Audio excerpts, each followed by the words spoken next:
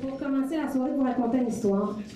L'histoire d'un petit gars qui a 10-11 ans et qui veut s'inscrire à l'école secondaire de son choix et qui va passer les tests et qui les poche. Bon, pauvre petit, c'est pas facile. Et alors, il essaie de se dire, c'est pas grave, ils vont regarder mes notes de primaire. Les notes de primaire sont pas excellentes non plus, fait que ça marche pas partout. Alors là, le petit gars de 11 ans est découragé, la mère aboye, le père est frustré, c'est tout est... Et on se dit, ben écoute, on va voir ce qui va se passer. Quelques semaines plus tard, ce même petit gars-là rencontre Alexandre Cusson sur un tournoi de golf. Bon, l'histoire ne dit pas qu'est-ce que tu fais sur un terrain de golf, t'aimes pas que t'as fait ça au golf. Puis qu'est-ce qu'il fait le petit gars-là, on ne sait plus trop, mais bon. Toujours est-il que le petit gars traverse le terrain de golf puis qu'il s'en va à M. Cusson et lui dit, Monsieur Cusson, j'aimerais ça si vous pouviez me donner une deuxième chance. J'ai échoué vos tests, mais je rêve d'aller jouer pour les sénateurs au Collège Saint-Bernard. S'il vous plaît, donnez-moi une chance. Alexandre il a regardé ce petit gars-là et il a dit, des fois, il y a des étudiants qui apprennent autrement, mais ça ne veut pas dire qu'ils ne peuvent pas s'inscrire dans une école comme la mienne. Alors, il a dit à Alexandre, ne sachant pas que c'était mon fils, viens me voir avec tes parents lundi, pour on va organiser ça.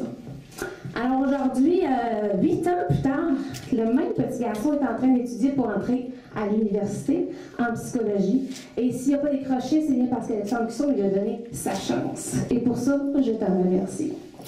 Écoutez.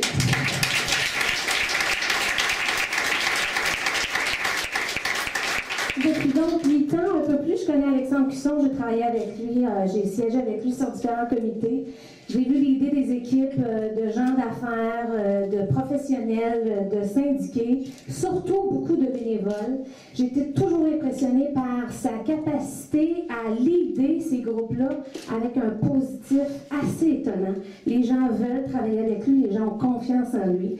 Une des plus grandes qualités, selon moi, pour Alexandre, c'est quand il te dit « C'est correct, je m'en occupe, Mme Julie, et peu importe qui, je m'en occupe, c'est sûr qu'il va s'en occuper, puis que ça va être bien fait, puis que ça va marcher. » Alors aujourd'hui, j'ai avec moi mon autre fiston qui a 15 ans, qui lui aussi a fait son entrée au Collège Saint-Bernard.